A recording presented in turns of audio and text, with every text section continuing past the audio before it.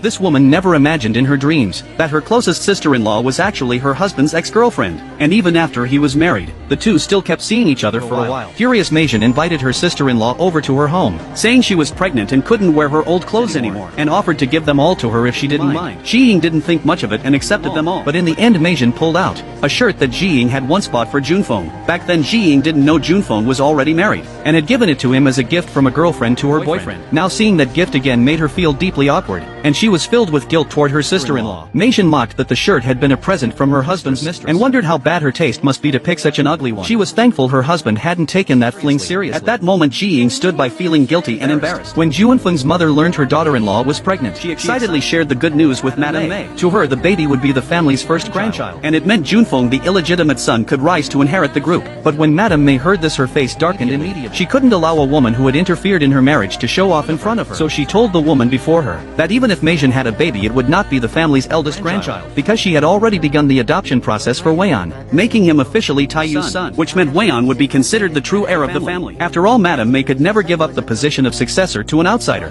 Hearing this, Junfeng's mother stormed off in anger. Jiying was very grateful when she heard her mother-in-law would adopt her son, but to her surprise the older woman made a condition. She said the adoption would only happen if Jiying gave birth to a grandson for her. This time Jiying didn't refuse and agreed on the spot. The next day she cheerfully took her husband to the hospital for a checkup. Deep down she didn't want to rely on IVF to have a child, because her husband's condition wasn't genetic autism. Jiying asked the doctor if natural conception would cause any issues, and was told there would be no problem at all. The doctor explained Taiyu suffered from a childhood attachment disorder, and had a good chance of recovery. The first step was to help him break free from his narrow social world. Hearing this made Jiying incredibly relieved, so as soon as she got home she excitedly shared the news with her mother-in-law, saying Taiyu wasn't born autistic, and with care and time he could get better. Unexpectedly her mother-in-law grew angry at once, thinking her daughter-in-law was blaming her for not taking good care of Taiyu. Jiying tried to explain but was cut off again, and was sternly warned not to talk nonsense in front of her again, or she would not be forgiven next time. Stunned by the sudden scolding, Jiying was completely confused. She didn't even know what she had said wrong. When Junfeng learned Madame Mei was adopting Weian, he secretly began plotting behind the scenes again, since the next day was the day for Weian's registration. Junfeng made up an excuse asking Jiying to bring the boy to meet him, saying that since he was about to become the child's uncle, he wanted to treat him to a meal beforehand. Jiying didn't suspect anything and agreed. That evening she took her son to the appointed restaurant to wait. Suddenly a strange man appeared and sat across from them, saying Junfeng was delayed by work and would arrive later,